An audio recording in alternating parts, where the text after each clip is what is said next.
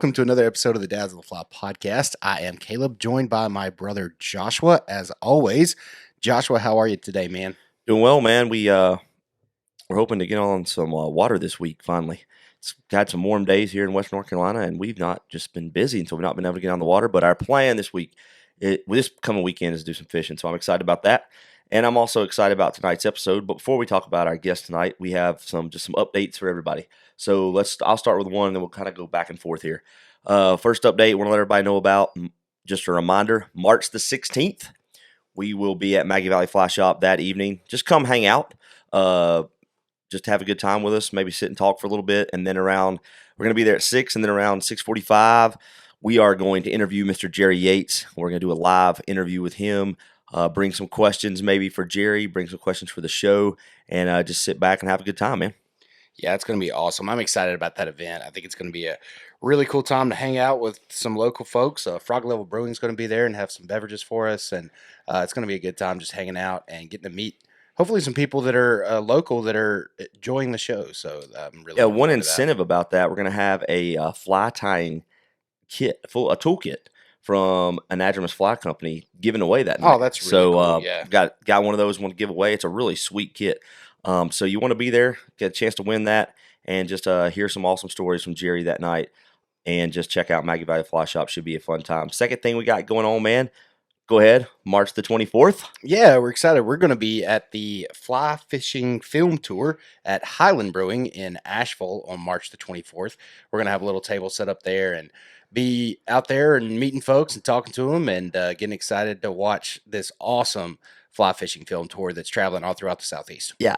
It's all throughout the country. Yeah. I've gotten to do this once before, and it's pretty impressive. It's a really cool venue at Highland. You come in and just hang out for a little while before, and then just watching the films. It's so cool. It's a cool environment. It's going to be a fun night. We're going to be there. Come out and meet us early when the doors open. You can get tickets through Hunter Banks. So you can go online to their website, check out their Instagram handle. They've been posting about it, and that's where you get your tickets for that night. It's really a cool thing. I know you've never been to one. I got to go a couple years ago, and it's a cool I haven't night, been man. to the tour yet, so I'm looking forward to it. Time. We're looking forward to it. So those are the two events coming up. Just want to remind everybody. Don't forget, you're going to be down at Orvis in Greenville on March the 4th. We about forgot about that one. I forgot about it. I just got to talk about it. Yeah, I'm pumped about that. They're doing a fly fishing 101 that morning, a fly tying 101. Yeah. And then me and our dad are going to be there through kind of like the middle break. And then they're doing a fly tying 201. So they're going to be tying flies all day in the Orvis. There should be a lot of people around. Looking forward to just getting to meet some people. Going to have some swag down there and just kind of hang out.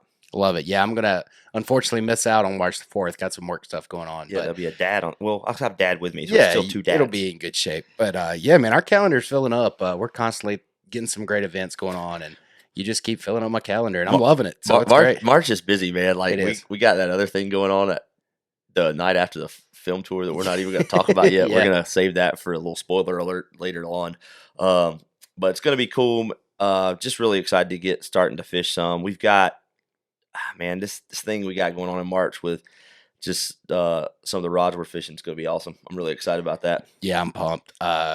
Can't wait for what we're going to do after you talked about these rods. I want to go ahead and tease this out a little bit. Okay. We are excited. It's going to be, we think in April. Is that right? Our rod building. Is that right?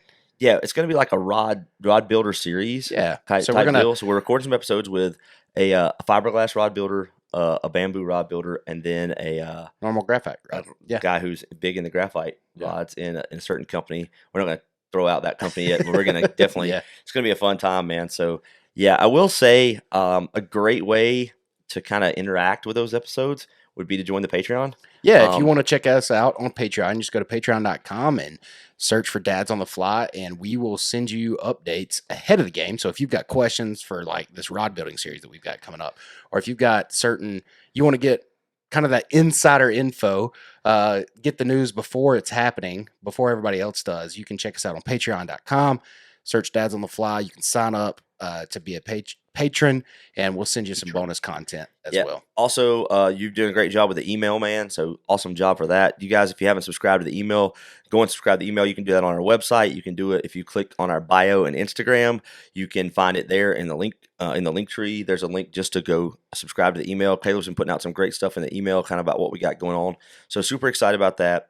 Super excited about the spring. It's just going to be a really fun time to meet more people and interact and kind of just do what we're all about. The retreat's full. We're getting pumped for that. And so it's going to be a fun spring, man. But tonight we've got a cool episode, or today. Yeah, speaking of spring, I'm excited because fishing's about to turn on. Yep. Hopefully a lot more. Especially with 70-degree days in February. Yeah, hopefully a lot more opportunities to go. And with that, we got a great opportunity today to interview and have a conversation with Mr. Ian and Miss Charity Rutter. This is our first married couple on the podcast, so this was a lot of fun. It was fun. They told some cool stories about kind of how they met and everything, and how they started their guide service. And what we didn't get to talk about much in the episode, I would just encourage everybody to go check them out. We didn't get to talk about Ian's art probably as much as we wanted to. We went all over the place just talking about fishing in the Great Smoky Mountains National Park, and some great stories with their kids when they were little. So it's a fun episode. We really appreciate them doing that. They're just right across the mountain here, and it was a cool time. Yeah, so you can, if you enjoy this conversation, make sure to check Ian and Charity out at r&rflyfishing.com. That's the letter R and R flyfishing.com. You can check them out if you're interested in checking out the Tennessee side of the park. You can book a trip with them. They do an amazing job. And so let's dive in now to our conversation with Mr. Ian and Miss Charity Rutter.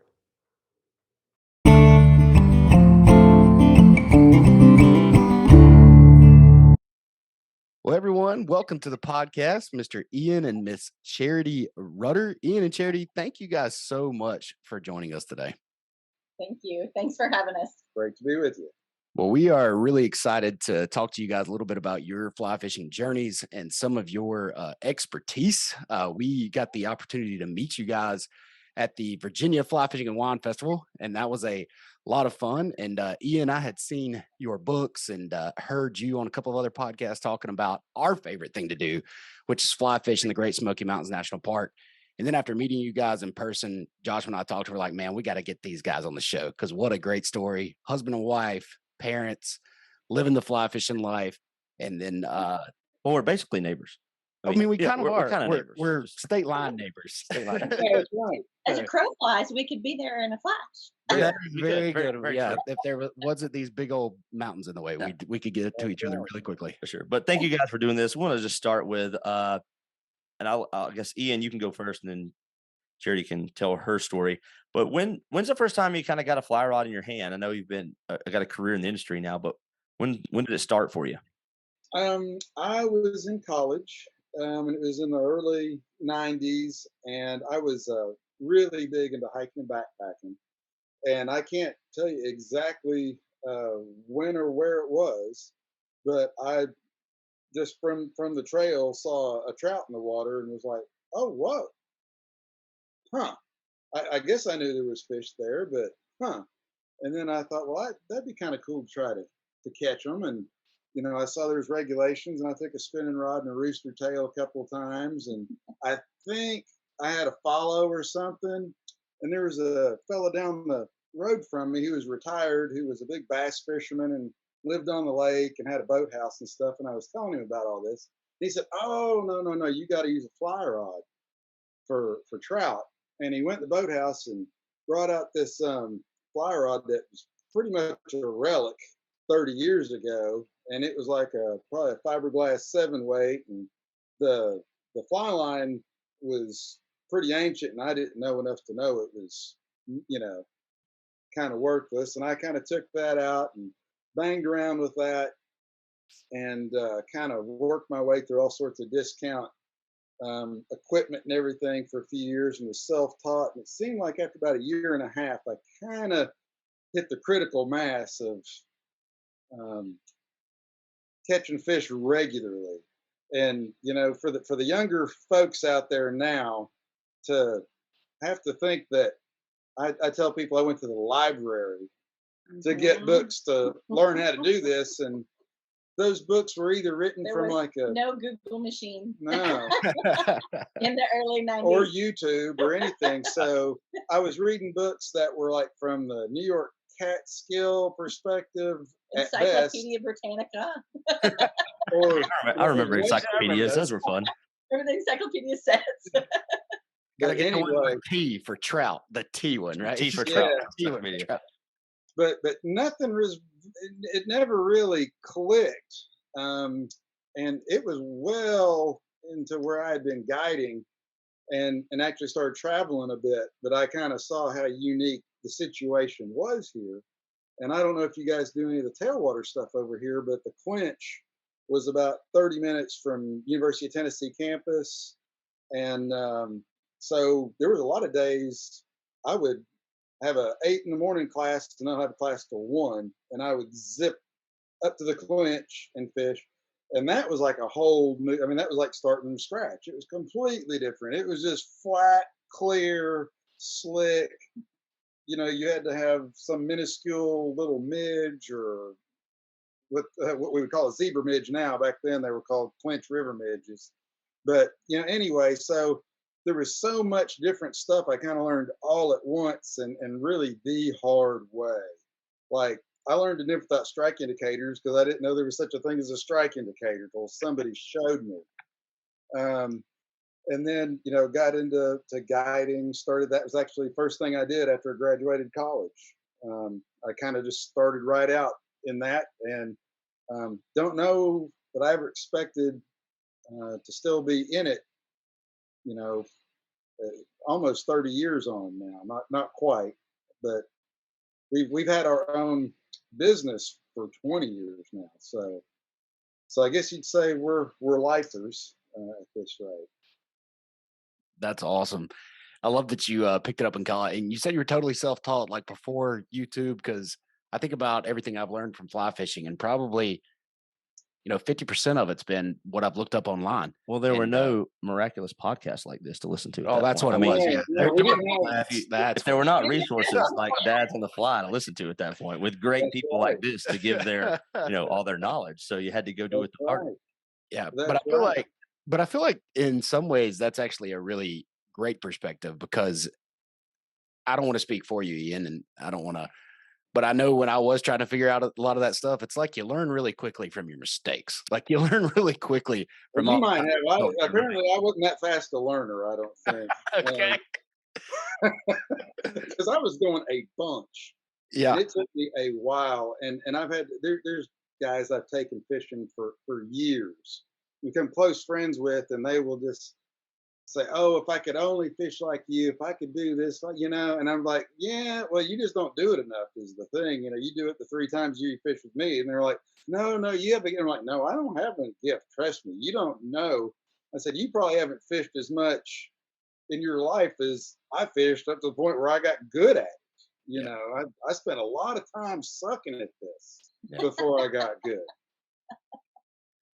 And sometimes that, but like I said, I think in some ways that's really neat because you get a really good perspective on it now.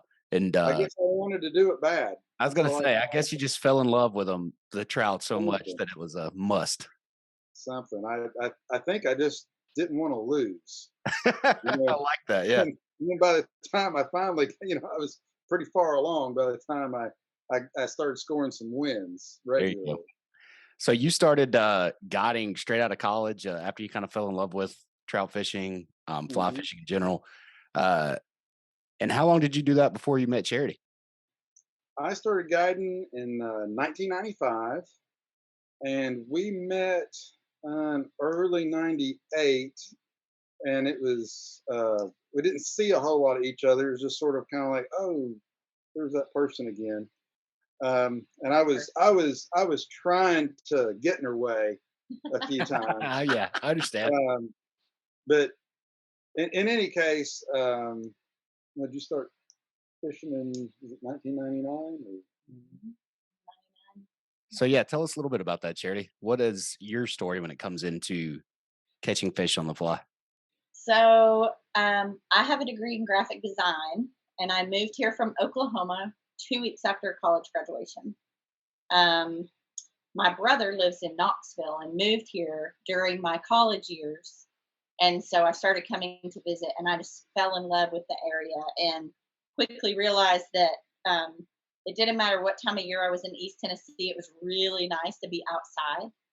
And the weather in Oklahoma is very extreme where I was. And so um, I came here looking for graphic design work. Every time I had been to Knoxville, it was growing and expanding, and I started doing that. And so I was in Knoxville. I went back to Oklahoma City for a couple of years, came back here in February of '98, and met Ian the weekend I flew in from Oklahoma City. I flew in for a job as an art director for an advertising agency in Knoxville. And I had a friend that I had met right after college that came and picked me up in Knoxville. And we came to Townsend. I met Ian that day in a fly shop. And our friend was a guide working with Ian. And so we had a mutual friend that in 1992 and 93, when I was here before, he was spending time with him and I was spending time with him, but we never met each other then. And so when I ended up moving back to Tennessee for that job, I moved down the hill from Ian in the same neighborhood in Townsend.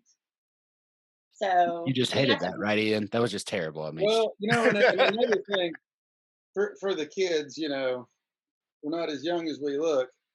I was able to make my move because there was no cable, and I lived on top of the ridge, and I had good TV That's reception, true. and she got nothing. I had So nothing. she I had to come watch lived down in TV a at my hole. house. Man, it's always so great that how is awesome. husbands and wives tell their stories. My Thursday night TV brought us together. Friends. I like it. Yes. I like it. Yes. I love it. ER. What? ER. Yeah, ER. What a classic for sure. That is great. Well, Yeah, Anthony that was our Edwards, Thursday yeah. night Yeah. hangout, and we were just hanging out. I Yeah. thought Too cool. for about a year. You thought Ian had other differently, but you plans. He thought. thought. Yeah. But seriously, we were friends for about a year before we ever went on a date. And during that year, I lost my job at the advertising agency, and I was just kind of like, well, crap. And I lost my job the same day I was diagnosed with a thyroid disease. Oh wow. And the doctor, when I was diagnosed, told me that women in my family got that disease, but they were usually in their late 40s. And the doctor told me that day that I had it so young because it was stress induced. Hmm. And I was like, okay, God, loud and clear, no more advertising agency. Yeah. And I started fishing. Okay. Awesome. And so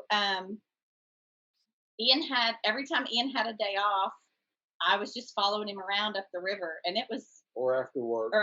and what was probably 6 months we did that before I ever touched a rod, wasn't it? But you just go along. Yeah, I would just go along. I didn't know my way around the park. It wasn't something I was, I moved here from Oklahoma City with my home I owned in Oklahoma City had a sidewalk and a street light in front of it. And I moved to Townsend where there were in the 90s, there were hardly lines on the road and certainly no street lights. The highway's much bigger through town now than it was then. But anyway, so I would just kind of go hang out with Ian and learn my way around the park and watch him fish.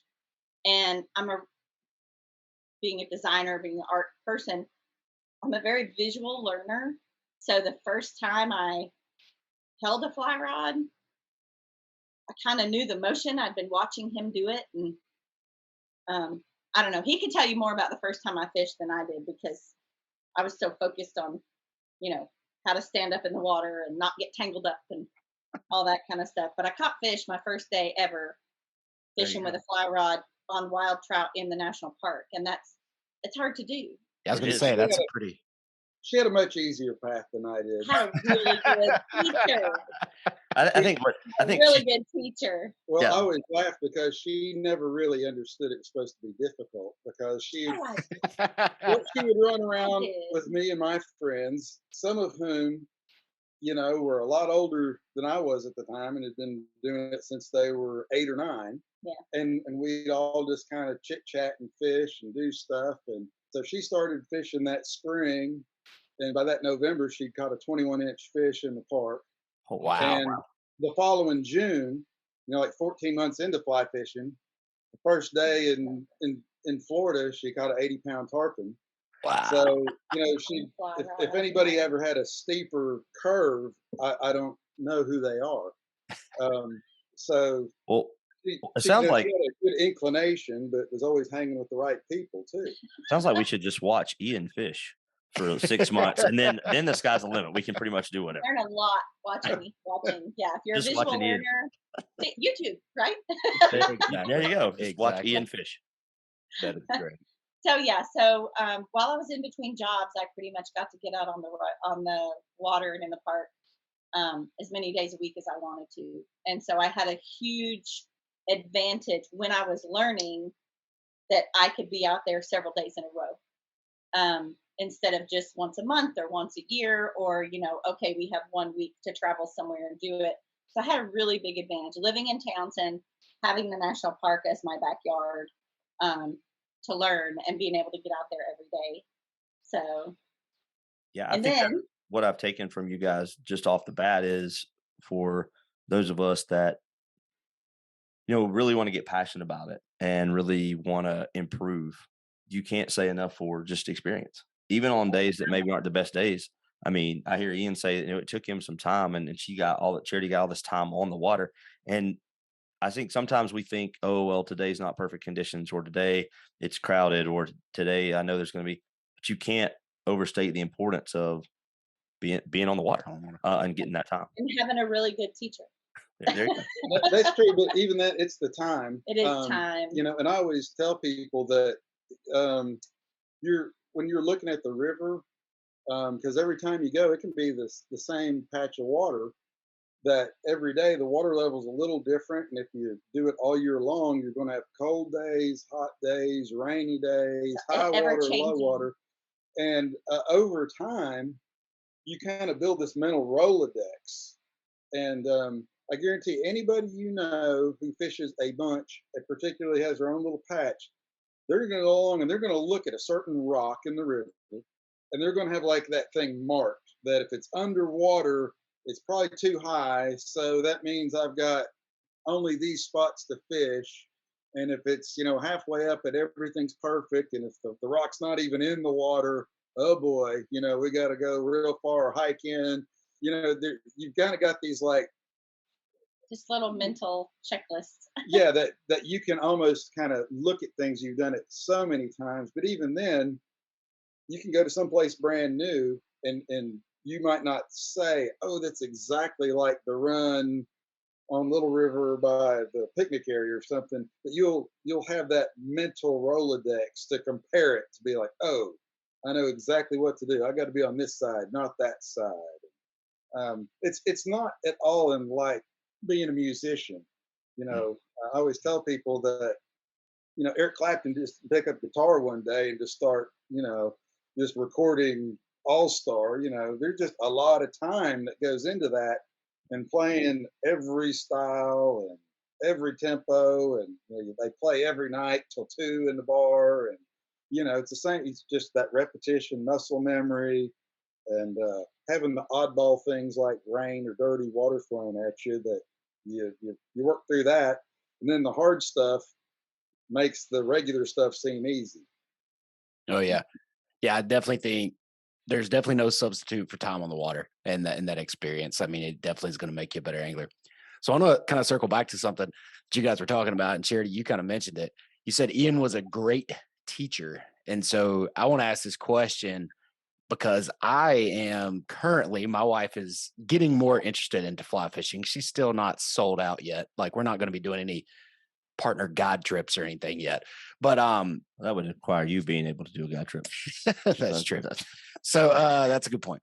But what do you think made it so good for you guys? Like, why Charity, you said Ian was a great teacher. In some ways I'm scared to teach my wife because I don't want to like cause an argument. Yeah. So I will tell you that when I started fishing, had we been on a date yet? Or had we just been hanging out? I don't think, kind of all started around the same time. About the same time I started fishing, we started dating. So there was not that comfort level that a marriage has. Yeah. to say, back up, give me a minute, let me figure it out. You know, you're still kind of in that I'm going to be nice, I'm going to woo a little kind of stage between us. So, so I think he was extra patient with me when I would say or do stupid things. Um, where now he might just be like, "What are you doing?" You know, the biggest thing that used to make me mad that still makes me mad on the water, if I trip and splash and he goes, "Shh," and I'm like, "Do you honestly think I was trying to make noise? Really?" You know, and I probably didn't say that when we first started dating. I But understand. just He probably I didn't. probably all, didn't. all honesty Neither, here. neither did I. Yeah. Yeah, I was gonna say Ian Um, probably didn't shush you when y'all were dating either. Well, so. I would advise you not to do that either way. yeah, don't do that. But I will tell you, we get so many calls from people like you who are wanting to teach their spouse or have tried to teach their spouse, and they end up just, she's like, leave me alone, let me figure it out, quit trying to tell me what to do, kind of thing happens. Or because you're already so experienced at it, there's a lot of things that you just do naturally, and because you've never really maybe taught it, you just automatically expect her to know things that she doesn't know. Yeah. And so we get a lot of calls from spouses, partners, boyfriends, girlfriends, whatever, that say, I'm trying to fish with my partner. Will you please teach them so that we can fish together later? Yeah. And we do that a lot. And it's so fun. I mean, I will say, Ian said we've been guiding. We've had our independent business for over 20 years. We both guided before that. It is still so fun to help somebody catch their first fish on a fly rod. Yeah. It is so fun. I still get so excited. And, as long as that's still fun, I'll keep doing it. I love to teach. I love to help people, see those little light bulbs come on and see people get so excited about catching a fish and looking at their colors and touching it for the first time and all that stuff is just really, really, it's still exciting for me. Yeah, I've had the opportunity with a couple of cousins from Alabama who, I guess, I mean, we're far from guides, but I guess they had like nobody else to turn to. So they, we were free. Yeah, we were free and we had equipment. So they came up to hang out with us and to see that, to have them catch a fish and not just, I think I want to kind of go into this because I think all of us sitting here have this passion for these fish in the park. And that's what I was able to do is to what you guys get to do is have someone catch their first wild fish in the park and how that's a different experience than maybe a fish somewhere else because usually it's where you're at. And that's what I wanted to come back to with both of you. And either one of you could take this, but I'm sure you've probably in your career had ample opportunities to probably guide wherever you wanted to once you're professionals at it. But what keeps bringing you back to Townsend, Tennessee, this area? I mean, was it somewhere you just knew you were always going to stay? Well, I'll just say this from from the business industry part of it. If you're a Western guide, you got to do something else. It's too short a season. We're here. We're kind of a very solid 9 months.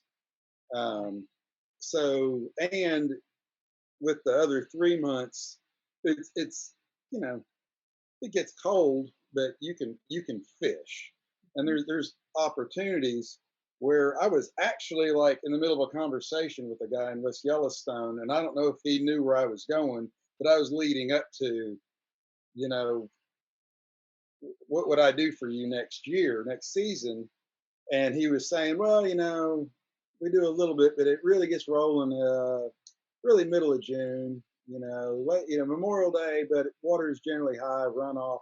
So it's June when we get rolling. And I thought, June? Wow. Like we're halfway through Yeah. that's, wow. And he said, 4 months in. and at that time, he said, Labor Day, there's some guiding in September, but, it's pretty much wrapped up by 1st of October. And there's a lot more people fishing in the West now in the fall than there were then. But I remember thinking, wow, this is, I don't know about this. So just from a business perspective, we like it here, we love it here, but we can fish year round but here. but it makes this possible such we don't have to like move mid-season to keep guiding. In fact, there for a long time, I was doing float trips on the Tailwaters for like 15 years, and I actually had to kind of reel myself in and just kind of hone down because I was running myself ragged. I was hiking in 5 miles with some people and rowing a boat in 85 degrees the next day, and then doing. It was more than I could really deal with at a certain point. So I just decided to kind of reel it up. Kind of, I felt like I could stay busy and keep the same number of guide days just doing the park. So just in a practical level that. But coming back around, it's just the coolest place. And I'm not selling you guys on anything. And it's always kind of funny because you'll talk to guys from Michigan or certainly from the West, and they're like, oh yeah, and they're acting like they're trying not to be offensive, but they're being very patronizing. You and your little mountains and your little fish, you know, and heaven help them when they get here. They are just like lost as Easter eggs. They just the water. They don't know what to do with the water. The rocks are slipperier than anything they've encountered, and it's so much more physical than they ever imagined. It's a super physical fishery here that you can't appreciate. Not that what they do isn't physical. It's just a different. Yeah. It's a different kind of physical. Yes. But yeah, that's so. I guess my favorite clientele are the people who are just like, yeah, I want you to beat me up today. And you don't have to do that. You don't have to do that to catch fish by any means. But I've got a few guys that over the years we've put in a lot of miles, and I've actually taken a few people a few places where I normally wouldn't guide. Period. But it's like, well, I've been with them enough that if I got hurt, I trust them to get me out. Yeah. Well, and the other thing too about staying here year round, we have children. We're parents. We have kids. We both have parents nearby as well. Okay. And we're very family oriented people. And we have lots of jokes about we were carrying babies in backpacks in the river before it was ever cool. Yeah. We were the ones that people were like ready to call DCS on us because we had a baby in the backpack in the middle of the river in February. But rest assured they were fine, and we kept them warm and healthy and fed and everything else, and they're thriving.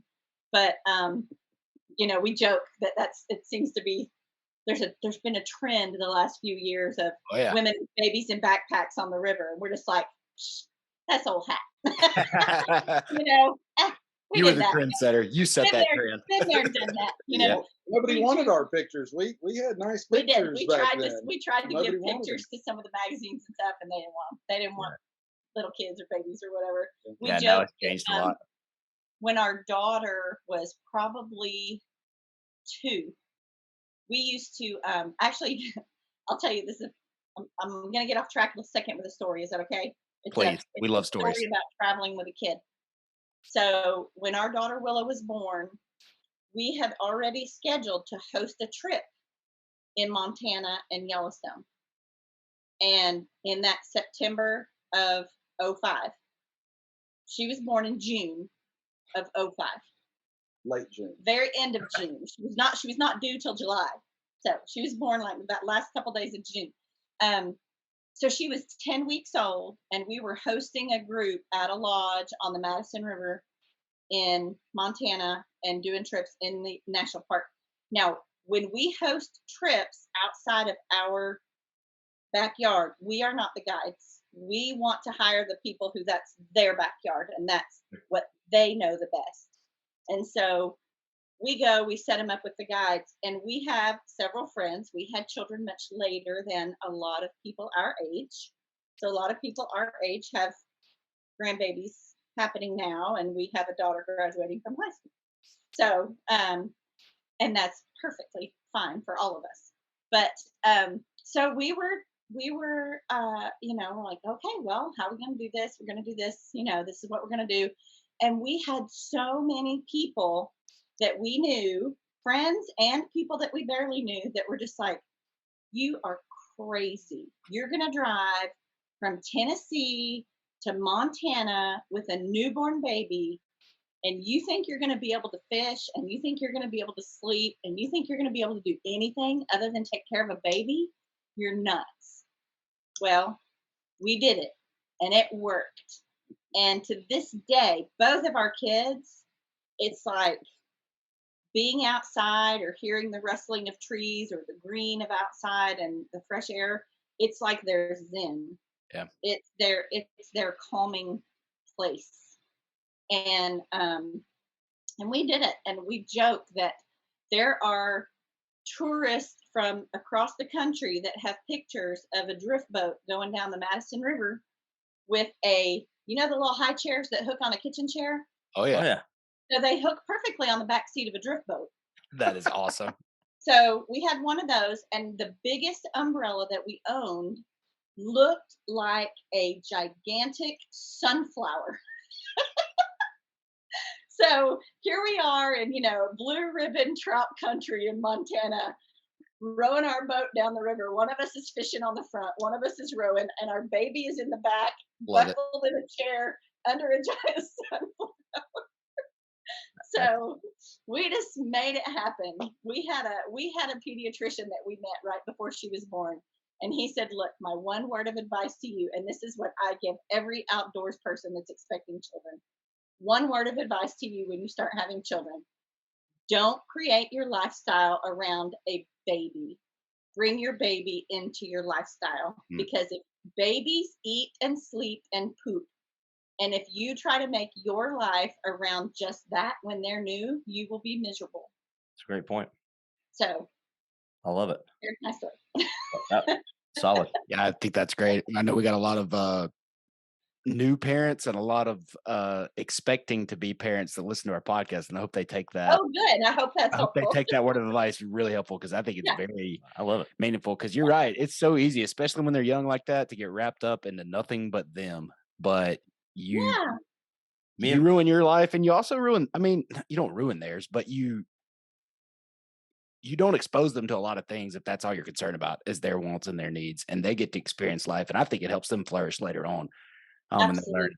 that the world maybe doesn't revolve around them. We got a lot of Absolutely. Our kids are great travelers. We've been loading them up in the car and taking them with us everywhere we go.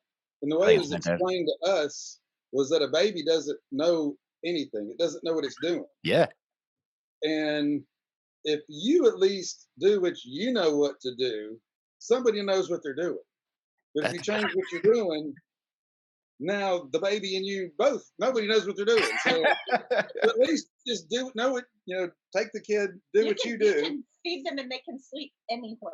Yeah. That's a great point. That's a really good. Yeah. I mean, I just think that's back to laudable, when my yeah. kids were small, and I would take them to gyms when I was coaching at young ages. Somebody could hold them, Yeah. and they'd usually be asleep anyway. So they never, and they did just fine with everything. So I love So that. one of these days, we are hoping that some of those pictures surface of that drift boat going Somewhere. down with Yeah. a giant sunflower on the back seat. It'll be in a magazine one day, and it'll be like somebody's.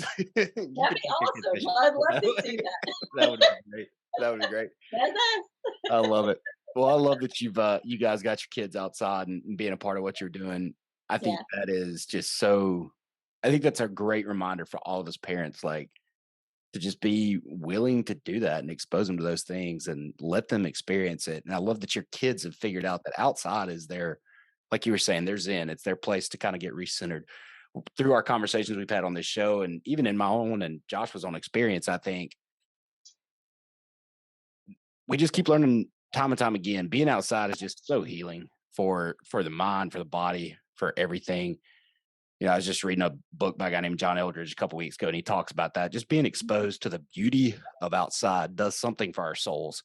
And I know, and our brain and everything. And so we're very blessed because we get to experience this in the Great Smoky Mountains National Park, like you were saying, right here in our backyard.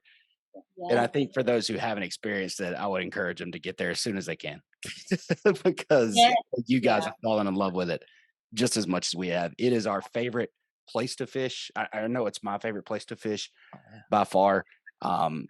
And we've still probably barely explored Dude, a third of it. we haven't even touched half of it. Yeah. Yeah, Like you're saying. There's a lot of it. and you know, and I know you guys got that problem too, where you've got Pisgah, and that you got so much. Yeah. You know, it's you look at it, and I've been a ton of places, and just because this is the way I am, I could probably nonstop just start reeling off places I haven't been Mm. that have been on my to-do list forever, and they're not really right here, but they're just like just far enough. It's kind of hard to do it in a day Yeah. Mhm. and hike in and fish it hard and hike out and drive home. And you have to drive past a lot of other good water to get Yeah. there. Exact. That's We run into that a lot. we run into that a lot. Josh was like, "Man, we got to go over to Like, this why is am our I thing." looking at my phone? It's right here. Yeah. We joke about this all the time because his thing is Yeah. always wanting to go explore new water. And as soon as we're driving, I'm like, "Well, we could have gone here. We could have stopped there. I know they're probably biting there today. So I know there's fish in these holes, but I do like experiencing those new places. But we haven't fished the Tennessee side of the park very much. We've stayed in a lot of Haywood, Jackson County over here in North Carolina a lot because there's just so much, and it Yeah. is so Well, it's like you said, if you have a day, like Yeah. Ian was saying, I mean, you got to get up even earlier, which is Mhm. fine. But then you're another it's a 2 hour drive instead of maybe a 1 hour drive, Yeah. and then you're hiking, and it's one of those things where to fish the way we like to fish, we like to do it for a whole day, and it would be one of those things where I'd rather spend the night. And Yeah. not that I still don't want to do that at some point because there's so much great water. But if people message us or send us a message on Instagram or something, I usually say, I'll be glad to help you with North Carolina side of like some access points or something. But if you're going to Tennessee, you need to call experts over there. That's what I do because it's a different. I feel like it's similar, but I wanted to speak to you guys about how sort of the Tennessee side does fish differently, or even if it doesn't fish differently, like what is sort of how do you approach? I know we've talked a little family already, so I want to go into my fishing questions now, just a couple of them, if that's all right. How do you Yeah. approach? Because I think what you do is different than most guides. Most guides are going to take people a place that's probably a little, I don't know, I just say it easier. It's a little more simpler fishery a lot of times. We know because I can remember being in the park having bad days because, well, like you said, learning. So how do you approach that with people maybe who've never fished before, but they want to get into fly fishing and they want to go in these beautiful places?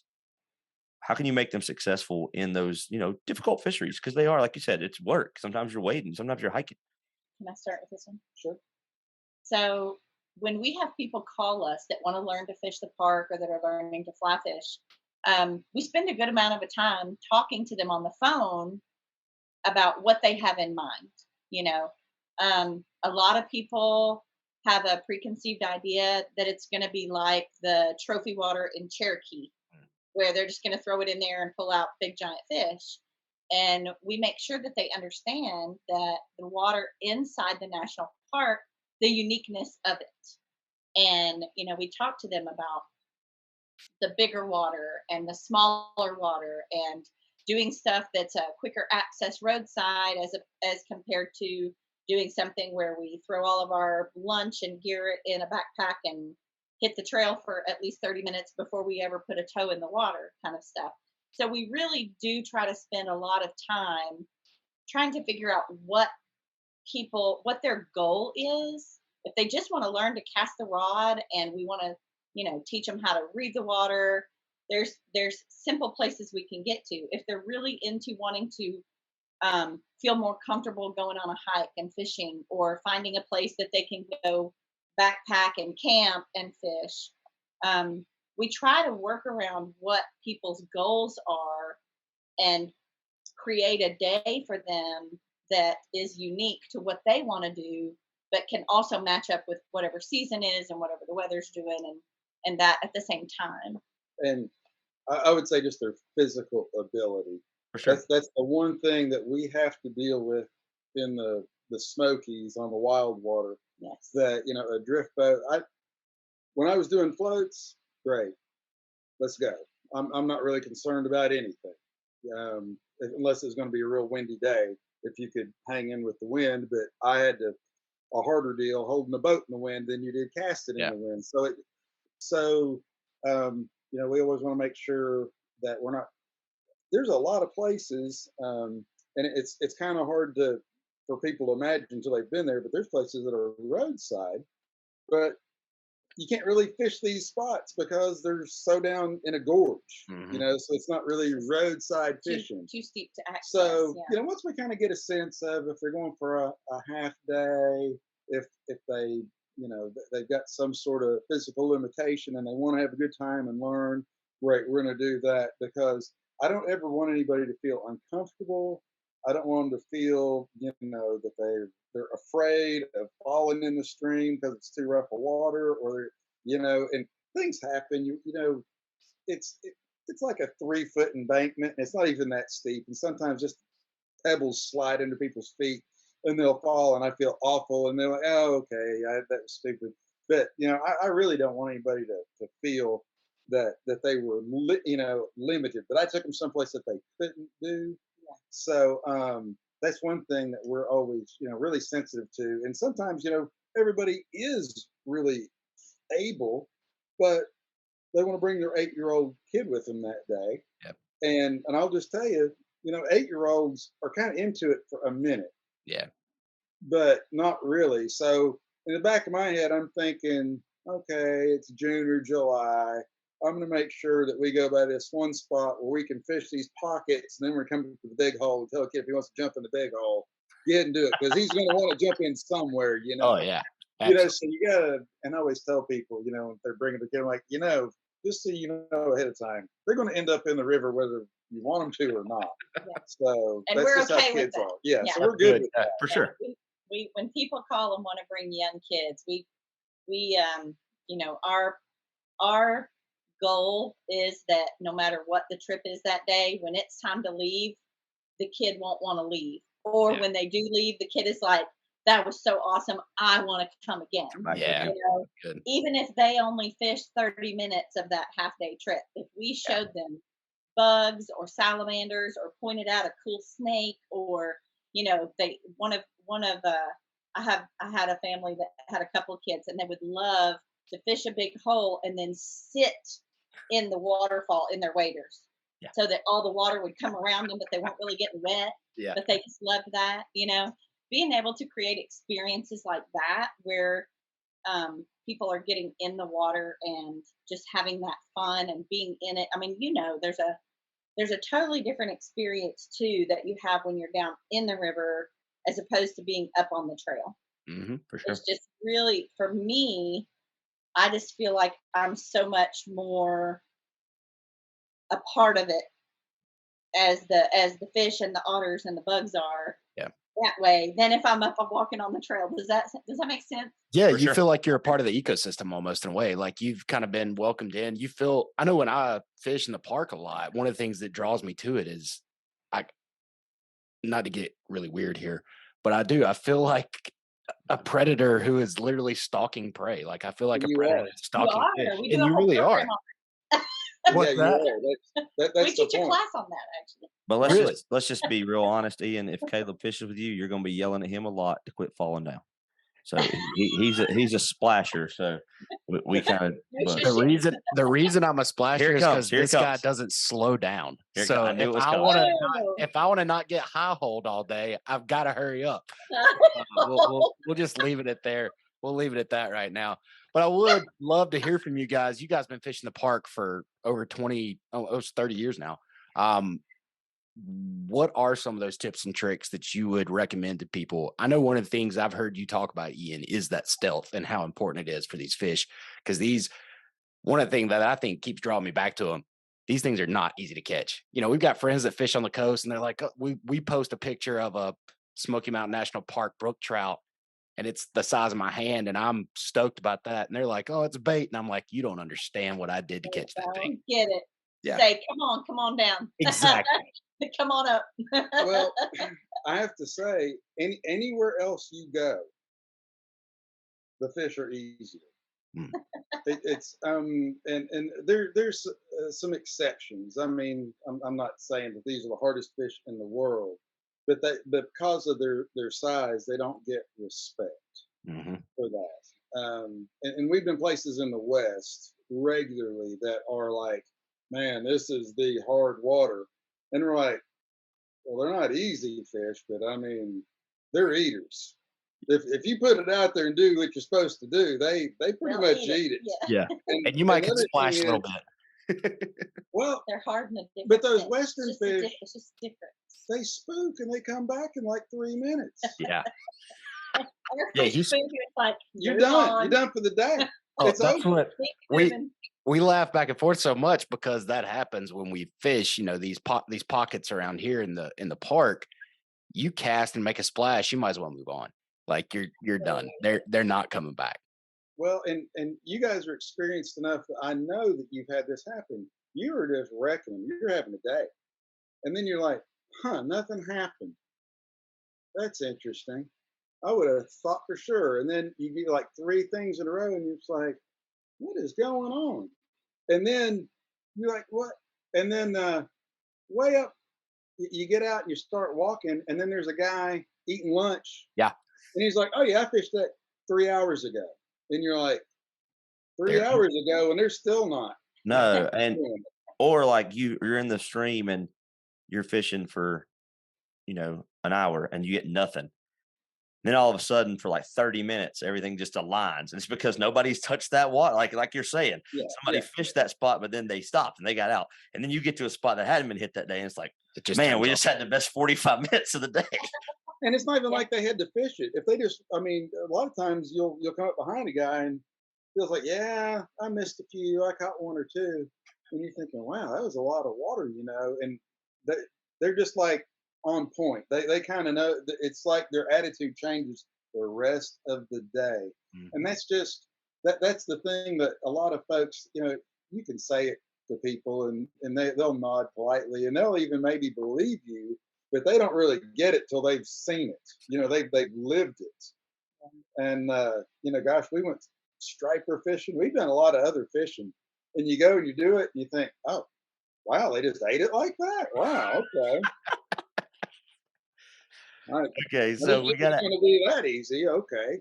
ask this question then. When you're having a tough day, is there a fly pattern or a setup that you say that this tends to always work for me? Is it just kind of like what we do? We just find it different all the time?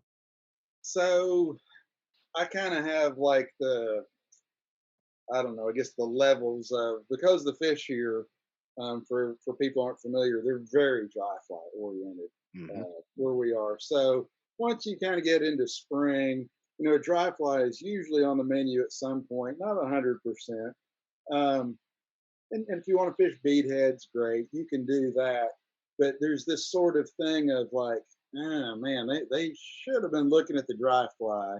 So maybe we need to be a little more open minded. Let's go with some nymphs. Wow, they're not eating the nymphs. Maybe we got to go a little deeper. Maybe we need to hit the white. It's just constant experimentation. Yeah. Are we hitting calm enough water? Are we hitting fast enough water? It just depends. The higher the water is, maybe I'm looking for quieter water. For the more slack it is, when the water gets lower and lower, I just skip a ton of water because it's just like that's just a waste. Mhm. But a more direct answer to your question, parachute Adams. All day, every day. That's Love what we it. love.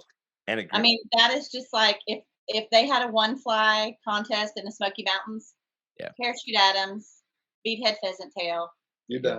done. That's all you need. We're Stimulated. It we're a little changes. prone. We're a little favorite to the green inchworm. we just- love the greeny weenie. some people. You're hate it. those people. We're Yeah, those yeah, people. we're those people. We are anti-worm people. Anti-worm people. I don't have a worm in. I don't have a worm in my box. That's in my all right. bed. That's awesome. Nope. Especially after a Um, rainy. If it rains, we're throwing a greeny weenie on. Like if it's knocking worms off the leaves, we're chucking them. We're doing it. But I Well, got a and nice like so. dry fly on top. So Oh yeah. Oh sure. Okay. So Oh yeah. the We're always dry dropper fishing in the park. Yeah, you can't go wrong with that. No, dry dropper is awesome. That's one of my favorite things to do. And usually that's what if I'm fishing or if I have somebody that I'm guiding fishing and We get a couple good drifts with the dry fly. It's like, okay, let's put a dropper under there and see if we can stir them up. But there's so many times that it's not necessarily about the fly in the park because, the Great Smoky Mountains National Park has an incredible diversity of bugs. We have so many. I think it's been like 16 years now since there was a group of scientists came to the Smokies and they were supposed to be here 6 months to do a environmental study to label us as what was it called? A all taxa biodiversity something to give our national parks that classification. Well, they ended up being here longer than 2 years because they kept finding new things. Wow. That is when the Great Smoky Mountains National Park gained the title of salamander capital of the world. Mm-hmm. Wow. Because they found more variety and more population of salamanders than anywhere else that had ever been researched. And also in that study, for us trout fishermen, they found 19 aquatic insects completely new to science. Wow. Now, we already had, there were already several listed that we knew were here, but they found 19 totally new. So there's so much more in this wild trout water about your drift than about your fly. I would say fish something you can see. Man, that's my go-to. That's my go-to line. Whenever I take it, If you can't see it, or if you don't have something that you can see the take, they hit it and spit it so fast. You ain't kidding. If you can't see where your fly is or where that line is moving, tight lining or something like that, change it up. You got to be able to see it if you want to hook them. You really do. That's been our experience. We fish, or at least I know I fish, mostly confidence flies that I know I can see, that I know I can present that a way that I want to present. Because I think that's the most important thing. We don't do a lot of matching the hatch around here. I feel like it's way more presenting the fly the way it's going to be. It's because they have so many options. I mean, you just sit there and watch if there's stuff hatching, how many different shapes and colors are coming off the water. Yeah, exactly. Yeah. And, turn over a rock. How many shapes and sizes and various colors of nymphs are you seeing under the rocks when you reach in a current and pick something up? There's such diversity there that, the next thing I would say is just, that drift. Don't use too much line. Keep your casts short. That is just for, I would say 90%, maybe 95% of the water that we fish in the national park. Keep your cast short so that you can control that line and not be fighting drag the whole time because they are wild fish and because they are so skittish. They're not usually going to eat a fly that looks like a little UFO on water skis. I mean, it's just not. So that's just a really good, again, I think that's more important than the fly. Mm-hmm. I want to kind of transition a little bit. So we're going to take just a quick break, just long enough really for us to pause this thing. And then we're going to come back in and talk to some lessons learned as parents on the water. Okay. Sounds great. We'll be right back. Well, we are back with Ian and Charity Rutter. And Ian and Charity, thank you guys again so much for spending some time with us. We spent the first part of this episode talking a lot about one of our favorite things, Great Smoky Mountains National Park, and hearing more about your stories of getting into guiding and fly fishing. And I love the stories. And I know you've got lots of other great stories about being parents and also being fly anglers. So we want to dive into some of that. So would love to just ask you guys, what is your favorite story of having your kids on the water? You already told us the one about having your newborn floating under an umbrella on the Madison, which I absolutely love. But what other, if you could pick a story of having your kid on the water? Wow. Well, where do I start? So many. So many. Wow. Gosh, I don't know. It's kind of torn here between being self-deprecating and just bragging like crazy. I'll just get and tell you, if you get the national park fishing regulations, That's our children holding fish. The children, on the park pictures of regulations. children on the park regulations. Those are our kids. Oh, They're that's much awesome. older now, but yeah. But gosh, there was so many times that I'd have them in the backpack. There was once. I'll tell one on myself, just so people don't feel like, oh wow, if I could just be like these brilliant parent angler all stars. But it was about this time of year, and kind of a pretty chilly day, and buddy up the street I go fishing with fair amount. We were talking. It was like, well, you want to after lunch, run up there, see what we can do. Charity's got some work going on, and get Boone out of the house. And he was born in September, so this was February, so he was just a few months old. He was old enough that I could get him out of the kangaroo pouch thing. Yeah. And he was just old enough to get being in the one the being the one on the back. So he had to be like 6 months old. yeah. So it was twice this winter, probably within about a week or two's time. But we went up there and fishing in the campground at Elkmont because that was easy to get to, and I wasn't too concerned.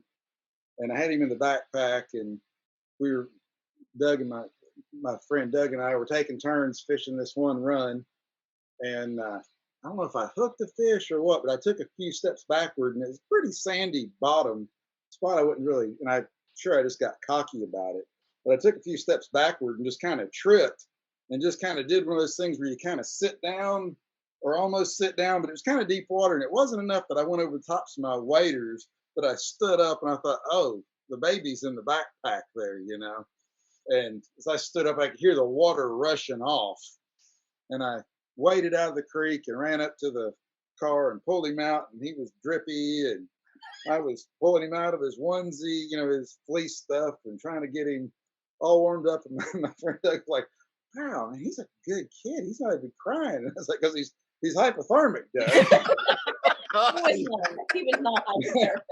That was a joke. Yeah. Yeah. Is that the day you lost his shoe? No. So there was another. Oh. There was a few weeks later, Doug and I went to Cades Cove, and we were fishing on Abrams Creek, and going along, taking turns. And there was snow on the ground. It was really a cold day, but we had really good clothes for the kids. We always bought the little baby Patagonia Yeah. puffs. Oh, yeah. There you go. Yeah. That was awesome. Yeah. So we were fishing an hour and a half or so, and Boone's getting a little fussy, and he was like, well, you're all right back there, buddy. You're all right. He just kind of kept going a little more. And at a certain point, man, he lit it up. He was just screaming. And I said, I don't know, Doug, let me pull over here. I might have to change a diaper or something. He's got trouble. So I took the backpack off, set him down, pulled him out of it, and he didn't have any shoes or socks on. Oh gosh. So he had kicked them off. He had them, but Yeah. he had kicked them off. And I was like, oh, shoot. And, Yeah, kind of, that's what he said. I'm kind of walked up and down the bank, and I found one sock and one shoe, but not the others. And I was like, I'm sorry, Doug, we're kind of done here. We gotta go. It's like I brought diapers, but I didn't bring extra socks Shoes. and shoes for him. So yeah, it's 25 degrees. We got to kind of call it a day here for Boone not having any shoes. It was little beet red feet, but he was good. He was fine, and probably not that, but there's. He still has 4 toes on that thing. Well, that's good. There you At go. least I'm kidding. He has all of his toes. But so he's 13 now, and past probably since he's been about 8, he feels like he's on a personal mission to find the best swimming hole in the Smoky. Yes. I love it. So we'll try to find one where it's a big deep spot with enough of a boulder he can jump off. It's deep enough he can jump off in it, and there's a few spots we hiked into. And I'm like, this is going to be cold. Oh well, so but.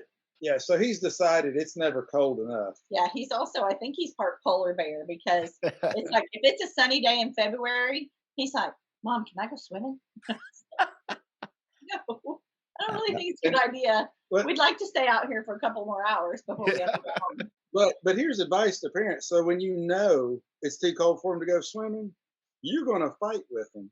Oh yeah. It's too cold. No, I can't. I just decided like the second or third time, I was like, all right, let's go. Take it all off. Get in. Keep your shoes dry. And until he's like, wait a minute. I'm like, come on, strip we ain't down got your all day. underwear. You got to keep your clothes and shoes dry. So I just kind of put, and then once he kind of dips that toe in there, it's like,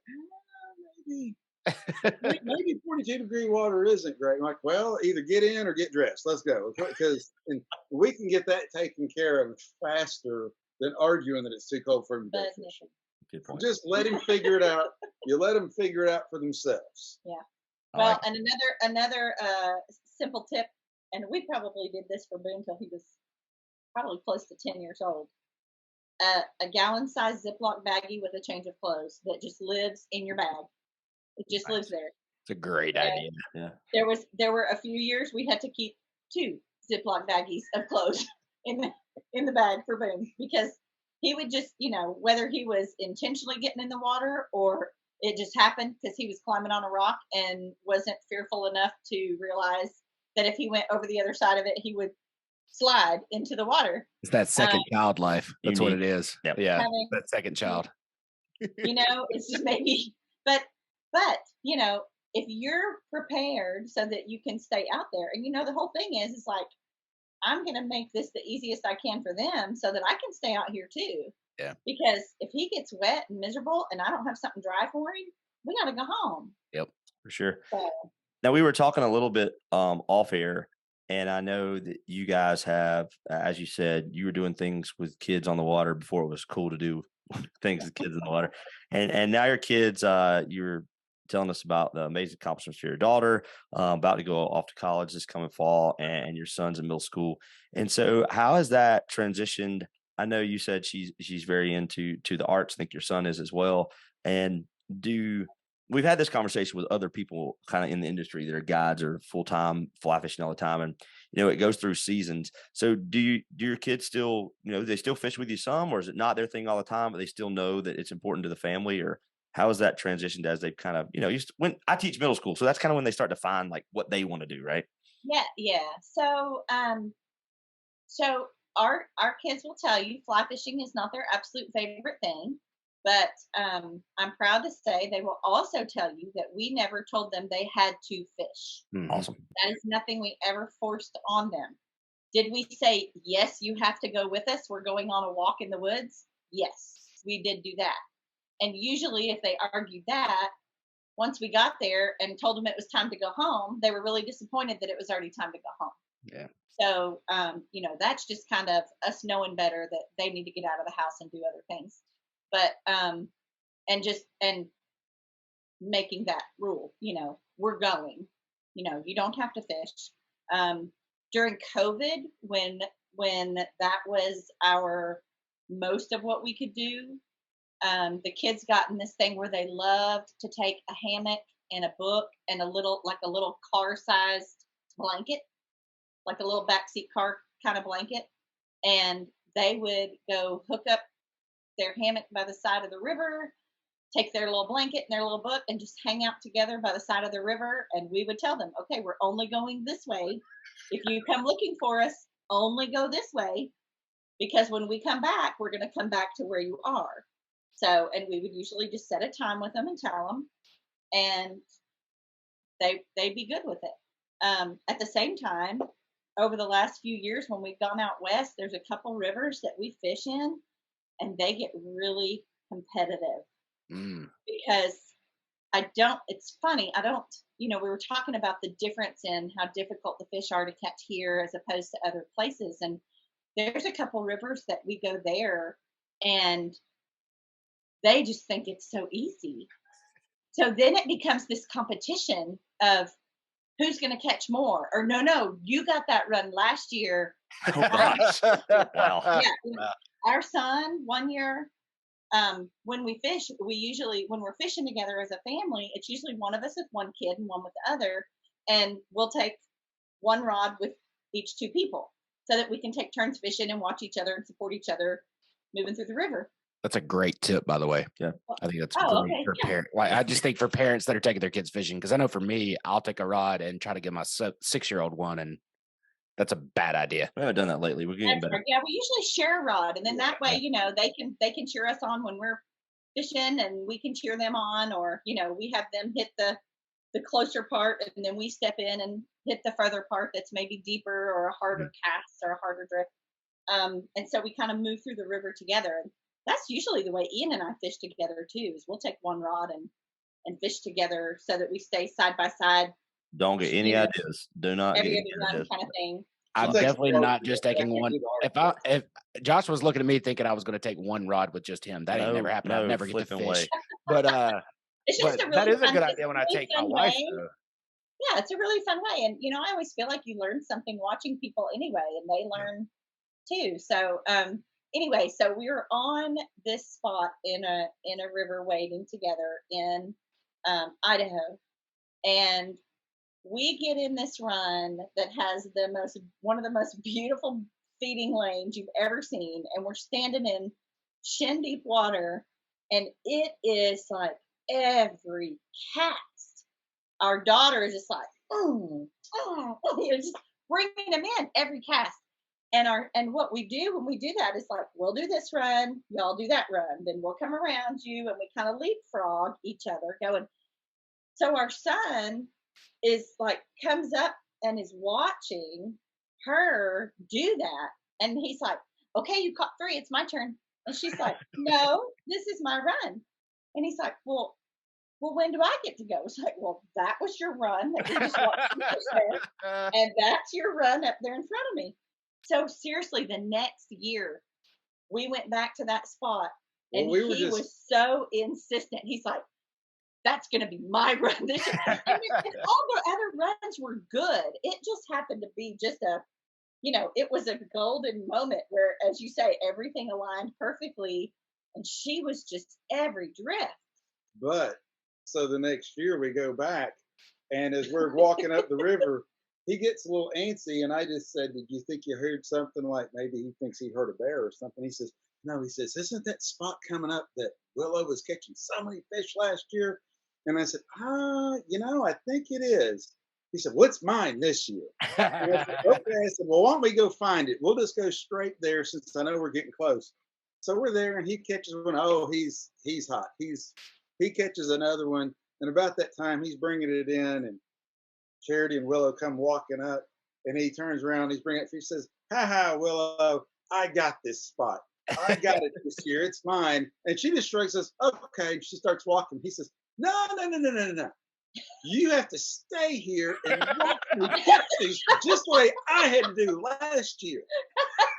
That is And I great. thought, wow, that got under his skin.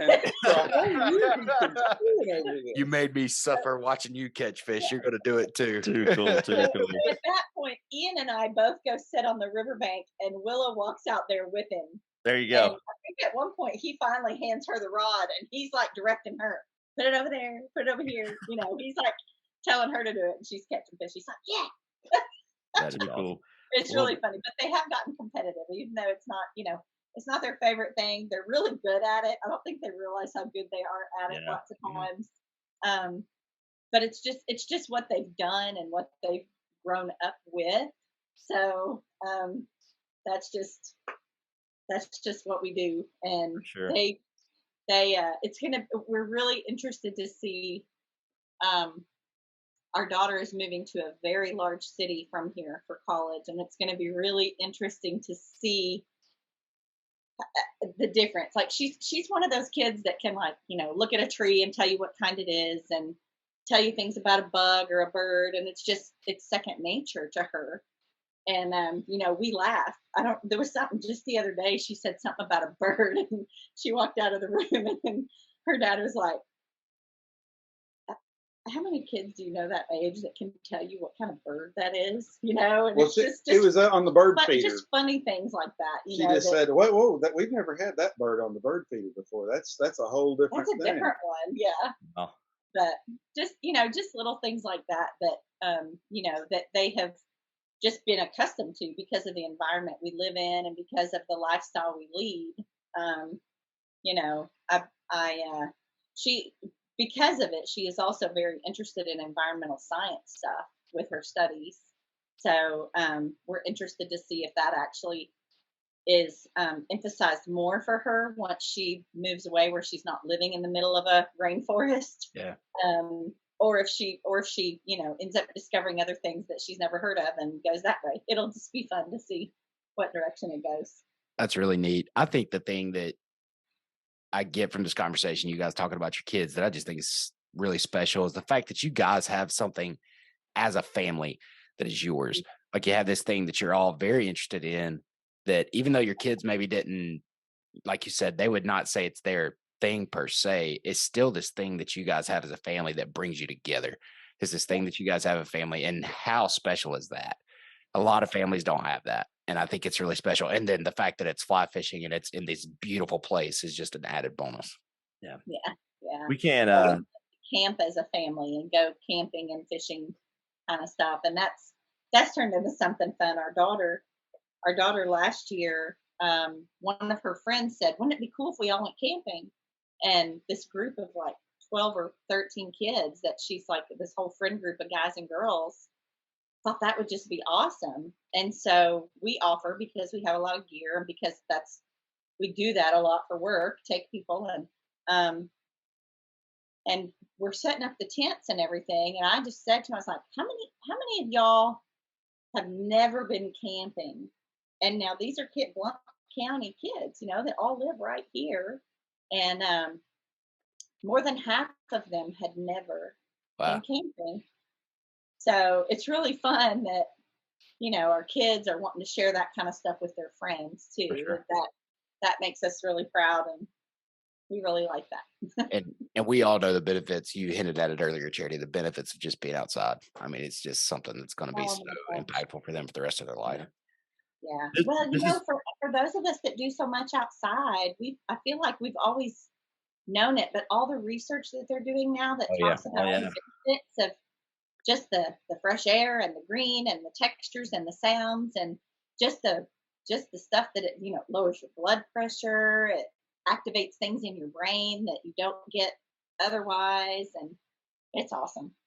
The thing that I always like to point out about it, and whether it's for a kid or an adult who kind of lives in suburbia or a big city, is that it is reality. Mm. Right? It's not like Donkey Kong where you get another life. No, you slip and you fell, and it wasn't like Mario fell off the thing and bounced back up. You know what slick stuff is, and you know what making a fly cast work is versus not making it work. And there's just this sort of reality that we were talking about. Oh, we're doing good. Well, now we're not doing good, and you kind of have to work through that. And that's just, the reality of being in the world on its terms. That I guess, you don't get as much of in modern life now. For sure. We can't thank you guys enough for some really cool stories and just an awesome conversation. Before we kind of end with our last question, we just want to let all of our listeners know and everyone who checks us out where they can the best place to find out about you guys, and if they're coming to the area, how to get in touch with you, possibly book a trip, spend a day out on the water with you. And so pretty sure it's randrflyfishing.com, correct? Correct. Right, R and R. Yep. You just have to spell out that and. Another one of those. We were in this before the internet was big. It needs an ampersand. Yeah. Yep. So randrflyfishing.com, and I think you're also pretty active on Instagram at same it's all the same everywhere. .com, same handle for Facebook, Instagram. Yep, and we have a real simple online booking system if people need to, get with their families or whoever they're traveling with and try to see calendars and stuff. They can get online and see availability. And if we're out on the water, we love our booking system because we can be out on the water all day and they can get online and book it. And then we'll just give them a call when we get home and let them know we got the booking and make a plan. Sweet. Well, thank you. And then I would encourage anyone too that wants to learn a lot more about fly fishing in Great Smoky Mountains National Park. Ian, you've written a couple of great books, and those are awesome. The Great Smoky Mountains National Park Angler's Companion is a great resource for a lot of folks that want to check it out. So I'd encourage them to go find that as well. Thank you. We got another book that's at the publisher. We honestly thought it was going to be out by now, but it's not. But probably next year. Angler's Companion is out of print. now. It's been 20 years since that one printed, and we've written a new one that is, well, the editor has it. It's in edits right now, so it'll probably be at least 6 months or more before we see that. Well, I look forward to it when it comes out. We'll make sure to grab a copy and check it out for sure, because there's a lot of great insights in those books. So appreciate those. Thank you so much.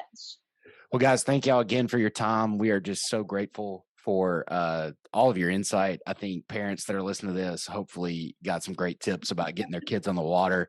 And I think one of the things I've learned from this as well is to enjoy those moments, remember those stories, tell them, and be impactful with that time that you get with your kids. Yeah, and just the thing of just seeing both of your passion for the sport, the passion for where you live, and also just the joy that you have together that you've been able to have through your family and on the water. It's a true testament to, you know, just sharing love with each other of outdoors, and also just the love of the family built. So thank you guys so much for being on Dads on the Fly. We really appreciate it, and we hope to get on the water sometime together and learn even more about how to catch these sneaky fish. Sounds good. Thank you so much. Well, thanks, guys. And thanks, everyone, for listening to this episode of the Dads on the Fly podcast. And until next time, tight lines.